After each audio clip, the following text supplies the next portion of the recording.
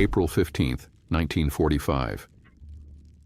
The crumbling, ash-choked heart of the deeply shattered German landscape is drowning in the apocalyptic smoke of a dying empire, and amidst the burning ruins of a nameless Bavarian village, a scene of such absolute stomach-churning depravity has just been uncovered that it threatens to completely break the hardened minds of the advancing American troops. The air is thick with the metallic stench of fresh blood, burning diesel fuel, and the distinct, terrifying silence that follows a sudden, brutal massacre. For months, the United States Third Army has been violently punching through the fanatical remnants of the Nazi war machine. But what the exhausted, mud-soaked infantrymen of the 11th Armored Division have just stumbled upon in the courtyard of a heavily damaged civilian hospital is not an act of war. It is a profound, unforgivable crime against humanity. Sprawled across the blood-soaked cobblestones, surrounded by the scattered, desperate medical supplies they were trying to distribute, lie the bodies of unarmed combat medics and a deeply courageous Red Cross nurse.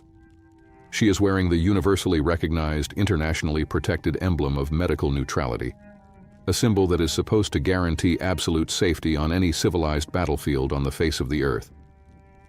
But the brutal, fanatical soldiers of the German Waffen-SS, the deeply indoctrinated, highly lethal enforcers of Adolf Hitler's darkest ideological fantasies, do not fight a civilized war.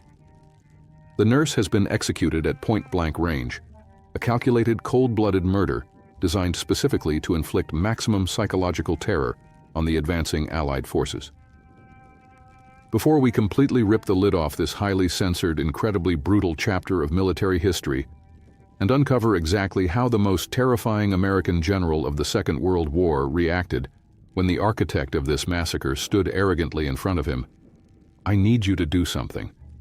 If you want to uncover the raw, unfiltered, and deeply uncomfortable truths of history that the polite, sanitized textbooks are absolutely terrified to print, hit that subscribe button right now. We do not deal in soft myths on this channel. We look directly at the brutal, unrelenting violence of the past and the uncompromising men who were forced to dispense ultimate justice in a world gone completely mad. Type the word justice in the comments right now if you are ready to see exactly what happens when the unstoppable force of American military retribution meets the immovable arrogance of Nazi fanaticism.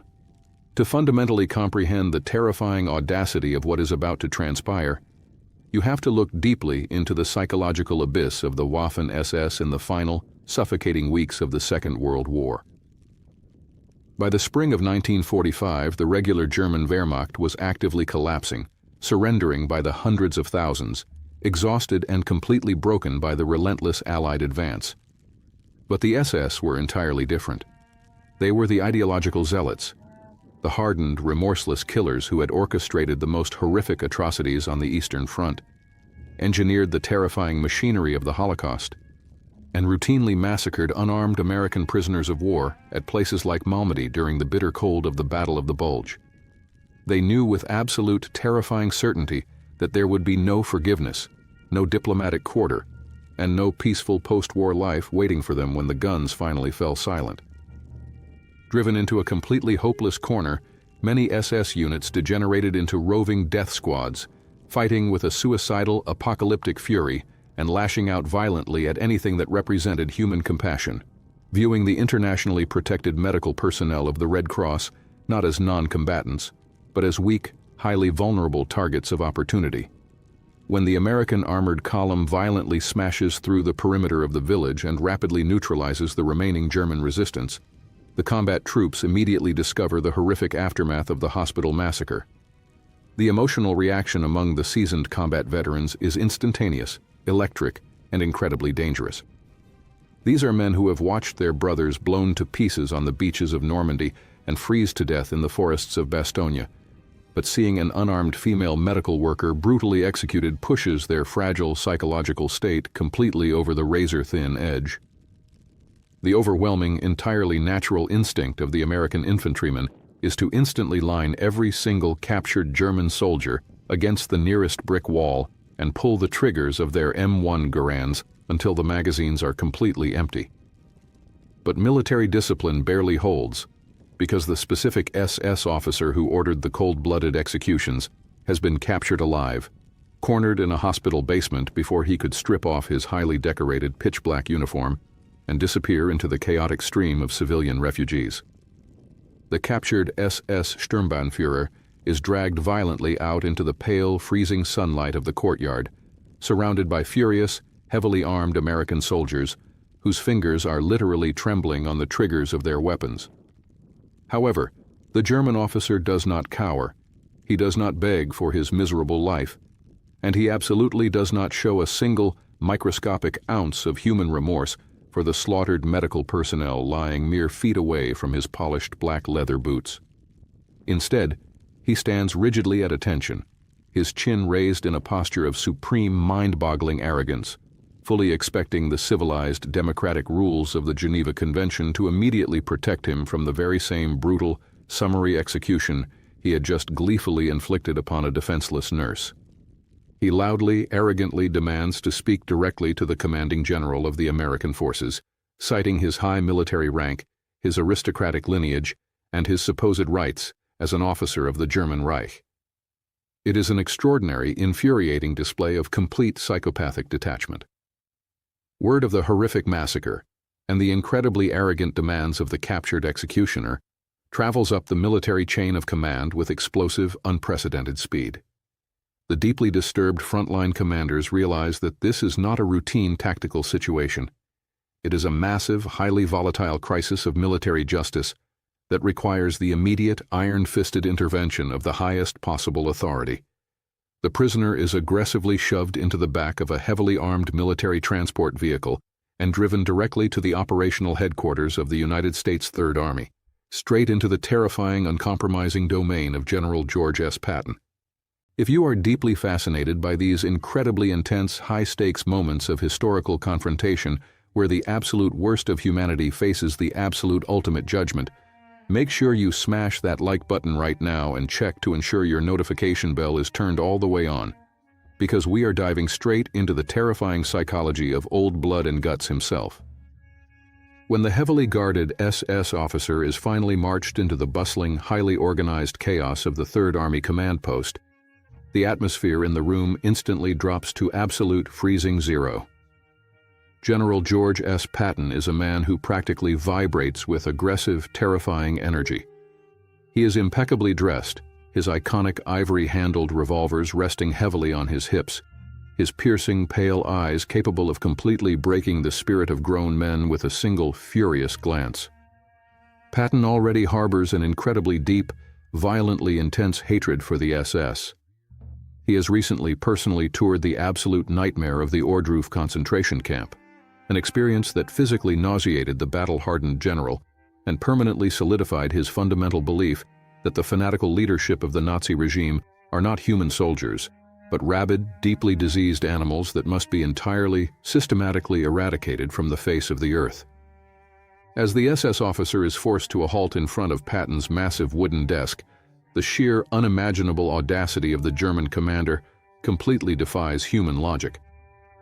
Speaking through a terrified military translator, the SS officer completely ignores the catastrophic reality of his situation. He does not deny ordering the brutal execution of the Red Cross nurse. In fact, he coldly attempts to justify it by twisted, perverted ideological logic, claiming that medical personnel aiding the enemies of the Reich have forfeited their neutral protections. Then he makes the ultimate, fatal miscalculation. He looks directly into the terrifyingly calm eyes of General Patton and formally demands to be treated with the absolute respect and privileges afforded to a captured officer of high social standing under international law.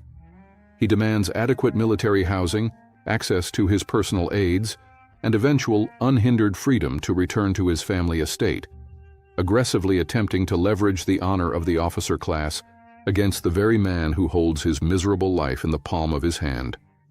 I want you to pause and deeply visualize the explosive, terrifying tension in that headquarters room.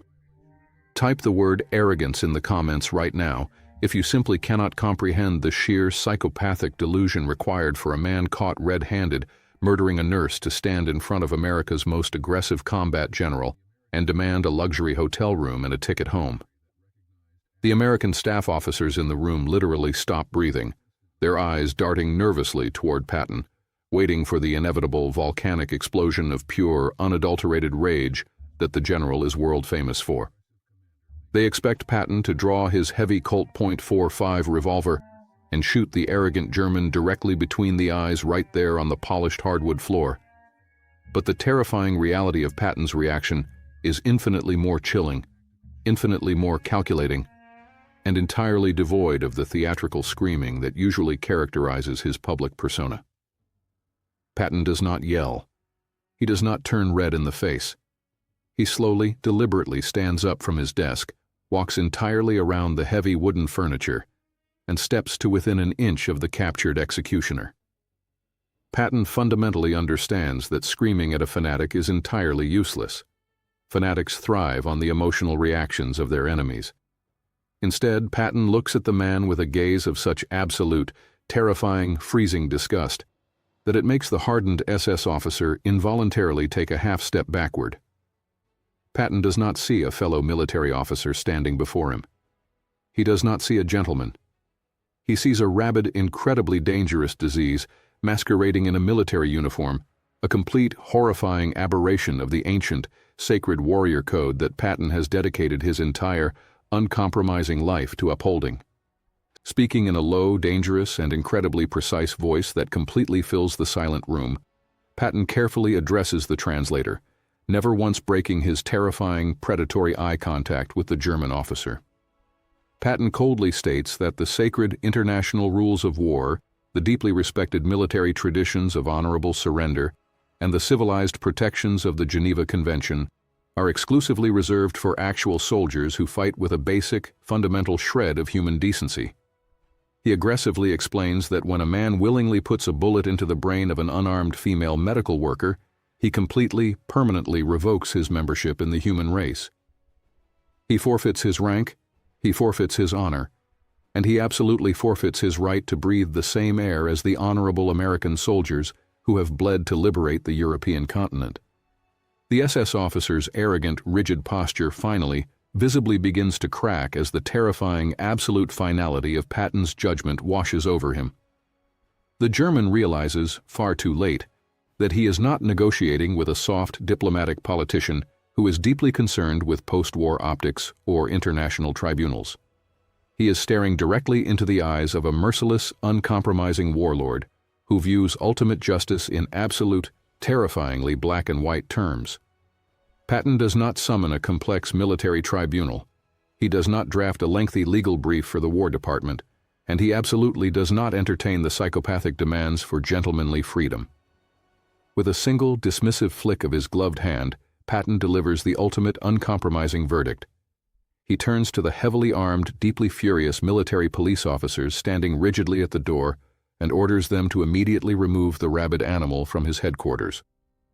Patton's final chilling instruction is that this particular prisoner is incredibly dangerous, a known highly volatile war criminal, and that if he were to somehow, unfortunately, attempt to violently resist his captivity or orchestrate an escape attempt while being transported to the rear holding facilities, the American guards have his absolute, unconditional, and entirely off-the-record authorization to use maximum, overwhelming lethal force to instantly neutralize the threat.